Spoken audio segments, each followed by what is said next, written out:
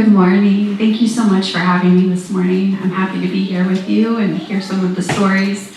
I wish I could have come yesterday too, because it sounds like it was such a wonderful day. As Kaylee mentioned, it's on mine. As Kaylee mentioned, my name is Michelle Shively McIver. I work for Rural Action, which is a nonprofit that is centered here in Athens County, but we do work throughout all of the Appalachian counties in the state. We have lots of partnerships throughout the region, and we, at our heart, are a sustainable economic and community development organization. We choose to do that work and to try to work towards our vision of this region through different sectors, one of which is watershed restoration. So a lot of the work that we do does have an environmental restoration or an environmental slant to it, but we're doing all of that work to try to create a region where we can have thriving communities and places where people don't have to go away, that people can find their place and their work and their livelihood here with their families. Through that, we also see thriving forests and family farms, healthy water, and so that last piece, the healthy water, is what I'm really going to focus on today. How many of you all have seen orange water, orange streams running through your home place or just around here? Okay, so now just take a minute and imagine that all the Appalachian streams run clear. Fish, aquatic bugs, all those macroinvertebrates, little crayfish, everybody's happy.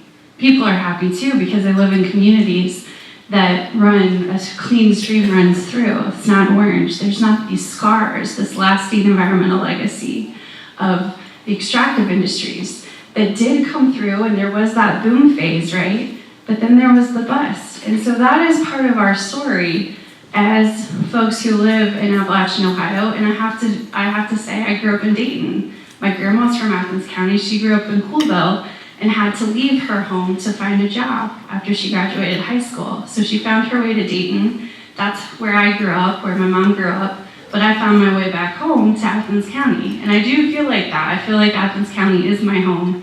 I just didn't grow up here. So I think we find our way to the places that we're meant to be. What I want to tell you about is how we are changing the story about acid mine drainage and about this one particular aspect, one particular environmental legacy that is lasting and has been for, in some cases, over 100 years. Some of our streams in Athens, Perry, Morgan, Hocking, Vinton, all of our counties, they've run orange.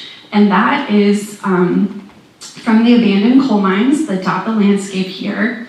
And we're not alone. In Appalachia, more than 6,000 streams actually are impacted by acid mine drainage. It's probably more than that. Those are just the ones that are cataloged. And some of the issues that come from that is the high acidity in the water, and also the concentrations of metals like iron and aluminum, things that make it really hard for life to live in streams. And I think that's what we really want. We want all of our ecosystem to be thriving, because we really feel like healthy people need healthy environments, and healthy communities need healthy natural resources. And so we're kind of trying to get back to the root issues that we have there so that we can bring the economics, the economic prosperity that we'd like to see for our communities. We want to start with bringing back the quality of our natural resources. True Pigments is a business that Rural Action created about 5 years ago, and it is a for-profit entity. So far, we're really not making any money, but hopefully we will. We created this business so that we would have the opportunity to really be the partner that carried this piece of our project. And so even though our business is wholly owned by Rural Action, so that guides our vision, what we hope to do is to create a pigment product from the orange stuff, from the bad stuff, from the pollutant. We hope to be able to turn that into a valuable commodity and be able to sell that on the market and use that money to funnel back into more watershed restoration. So we are very hopeful that we can change the story. And already we've changed the narrative just by kind of flipping that switch and turning pollution into an asset. So at Real Action, we like to tell our story through a lens of asset-based community development, and we like to focus on the things that we have, not the things that we lack. And so all of those things, all the different types of capital, are so important to go into that. So when we think about this problem, what a lot of, for years, we just saw as the issue and the problem, we've been able to really flip that and see the opportunity that lies within that to turn it into something valuable, and as Kaylee said, something that we can really use to make more beauty in the world. So not only are we going to clean up the water, which makes those ecosystems and those streams more beautiful, but also the resulting product from that orange pollution is going to make paints and building materials and things that can really add beauty to the world through a productive use. Right now, we are able to make these 3 different colors. There's a yellow ochre color, a rusty red, and then that earth violet color, which is really beautiful. We're currently working with Gamblin Artist Colors in Portland, Oregon, to create a box set of 3 oil paints that of these 3 colors that we've sold thousands of sets all across the world. And it's really exciting to see that part of our story making it into really far-flung corners of the globe. Like any story, we have to know where it's happening, where the place is. So even though acid mine drainage affects all of Southeast Ohio, anywhere where there are abandoned coal mines, we are focusing our efforts in the Sunday Creek watershed. So near Millfield, where you have a site, Real Action purchased 50 acres at the worst acid mine drainage discharge in the state of Ohio. And the day that we bought that was very exciting. You've never seen people more excited to own like a really terrible environmental disaster area before. Everybody was joking with me. They're like, I think that you're gonna go like swim in it today. Are you just gonna go like dunk yourself in the discharge or something? But we're off Truetown Road, and right now we are operating a small-scale research pilot plant at the site, and we're able to create the iron sludge, create some of that pigment, and we are actively sending that out as samples to businesses who may be interested in buying the end product. We're working on a full-scale design. This discharge site, let's see. So the orange water here that you see, that pumps out at over 1,000 gallons per minute from this one site that is just a big hole that is an old air shaft or a pumping station for the old underground mine, AS-193. And that particular site was sealed up in the 1960s. And then in the mid-80s, the water started breaking through. The mine seal ruptured, and then we had like a small-scale geyser for a little while. Then it started flooding the neighbors, it started flooding the farm field, and the state and the Office of Surface Mining came in and built a channel to get that water off. But in that time, that 40-some years, there's been no treatment at the site. So we're excited to be able to treat 1.4 million gallons of water every day at full scale. And with that, 6,000 pounds of iron come into the Sunday Creek every single day. So 3 tons of iron every day. It's a lot of material, and it's a big, complex issue. So when we first started looking at how we could treat this, we had to bring on partners. So these are the characters in our story. There's me and there's Kenny. Kenny Roberts is our operations manager. We're the 2 folks who work on this project from Real Action, with a lot of support from Debbie and our whole team. At Ohio University, we've been working with Dr. Guy Riefler and John Sabral. John is an artist who tells our story so beautifully through his paintings and through his words and explanations of what drives him to create that art. And then Dr. Guy Riefler is an environmental engineer, professor in the civil engineering department at OU, And Guy speaks more in pH and metal concentrations, and that too is a very important part of our story. I feel like the reason that we've been able to move this project forward is because we do have such a strong team of partners and folks who all have different resources and different expertise and different ways of communicating what we need and how we can move forward. All of our partners, including the Department of Natural Resources, the University, Sugarbush Foundation here locally, the Office of Surface Mining, the J.M. Kaplan Fund, Social Enterprise Ecosystem, and many more. All of these folks have really helped us move forward to the point where we are expecting a final design for our full-scale treatment facility by the end of this year, and hopefully moving forward, starting construction in the spring of next year. So that reality that when I asked you all to imagine a region of clean streams and that all those orange streams are clear, at least one of them should be in the next couple of years, in thanks to this project that we're working on right now. 7 miles of Sunday Creek are currently impacted. And unfortunately, that is the story that I have to tell right now. Those 7 miles are still impacted, even after years of research and effort and investment trying to get to the point where we can treat that. But our hope is that that won't always be our story.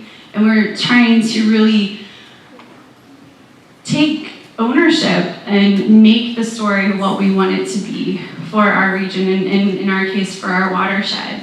So with that 7 miles of stream, we will actually improve not just the bottom section of Sunday Creek, but because we'll connect it to the Hocking River, then we'll actually improve the biological community of the entire 143 square mile watershed, because now those smaller streams and the rest of Sunday Creek will be connected to the Hocking River. We'll have fish and bugs just making their merry way up and down and through and out and back into the Hocking, and that's just not happening right now. One of the things that I think is so powerful is when we bring more people into our story. And so with this project, we have, I think it resonates with people because it is hopeful and it is innovative. And the idea of taking the problem and making it into the solution, even if you don't live in a place where there's acid mine drainage and you have orange streams, you could probably think of another issue and think, how could I turn the problem into the solution? How could I flip that and try to find some value in this issue that I'm trying to deal with? And how do we change the narrative so that we can move forward on an innovative solution? So I think that piece of our story, even though it is very place specific, you know, I tell people what I do and they're like, if they're not from here, I'm like, that's kind of weird. You clean up like orange water from abandoned coal mines? That's very specific, you know? Very, very specific. So even if that's not your reality here, our story can still be hopeful, it can still be inspiring to people all across the nation and all across the world. So we have really gotten a lot of attention from this project. We had a groundbreaking out at the True Town site back in June 2023, right before we did phase 1 construction. We had 93 people show up to just an empty farm field and celebrate with us that we were gonna move a bunch of dirt there. And that's really exciting because people really do value what we're trying to do. We have, there's been several documentaries and really, you know, most of them fairly short, but there was a movie called Toxic Art that's I think like 15 minutes long that was created a couple years back by some folks from Michigan, and we've had a lot of people who've seen that film and been interested in the work that we're doing from all across the country. Some of John's paintings, so we're so lucky to have John Sobral on our team because we have really beautiful ways to try to tell our story in different ways. And as much as I love fish and the ecosystem, and that's where my heart is, I could talk about the recovery for hours, that's not everyone's cup of tea. And honestly, very few people that I've ever met have gotten truly excited over the pH of the water in Sunday Creek and talking about it at length. But the thing that is kind of universal is people love looking at beautiful things. And so John's artwork is kind of an equalizer and a way to get our project in front of almost everyone. We'll take a second and look at some of his beautiful paintings. This one was a commission. It now lives in the new engineering building over at OU. And I want to draw your attention to the top left corner. This is a zoomed in version of that. So sometimes, the details of the story are very important. And this is the left-hand corner of that.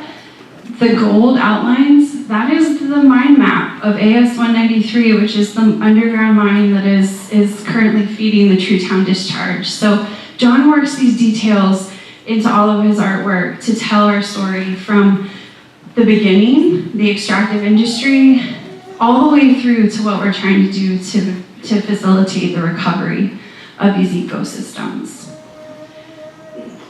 We also hope to invite other people into our story once we have the facility built and all of the work done on site. We're planning a wetland area for the lower part of the property where we'll open that to the public and have walking trails and interpretive signage, native plants, hopefully a gathering space under some kind of pavilion or outlook structure. So we're really excited about all of the things that we'll have to offer. Another way to tell our story is just through the numbers, which isn't always exciting, but it is impactful.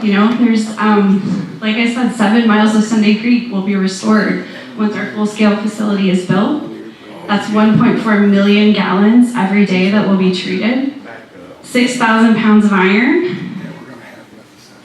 We've sold some paint sets. We have mine pool wells where we are actively monitoring the water quality.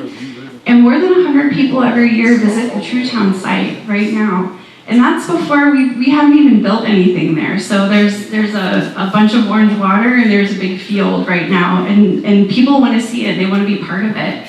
So I think that also is really, people want to be involved in the story even when it's not finished yet. And I think that's where we are now. I get asked to talk about True Pigments a lot and to tell our story. And it's not finished because we haven't done what we set out to do yet. We haven't cleaned up the 7 miles of Sunday Creek that we envision, but we're close. And recovery is possible. It wouldn't be me if I didn't have a slide with some fish and bugs on it, so here it is. We see that our vision can come true, and we're so excited to build on the work that we've already done with partners like the Ohio Department of Natural Resources and Office of Surface Mining, Raccoon Creek Partnership, all of the watershed groups and the local folks who have been part of that effort for the last 30 years. We have seen acid mine drainage streams come back to life. It is possible, and we know it's possible in Sunday Creek as well. Another part of our vision is to have kids in the creek and be able to find those fish and the bugs that they want to find, salamanders, all the good stuff. So in conclusion, creating colors for a cleaner world is our tagline for True Pigments, but it's just one part of the story. Creating paint, none of us, maybe John, but none of the rest of us ever started out trying to make paint out of this stuff. Dr. Riefler started his research early on in his time here at Ohio University, trying to figure out how to clean up these really big NMD discharges. Real Action's been working with local folks and partners for 30 years, trying to figure out how to bring life back to these streams and to communities through that. And the paint and the pigment is just really the means to that end, to that vision of healthy water and clean streams. And we're just really, really grateful for all the folks who have helped us get to this point in the story and who will help us get to that end. Thank you.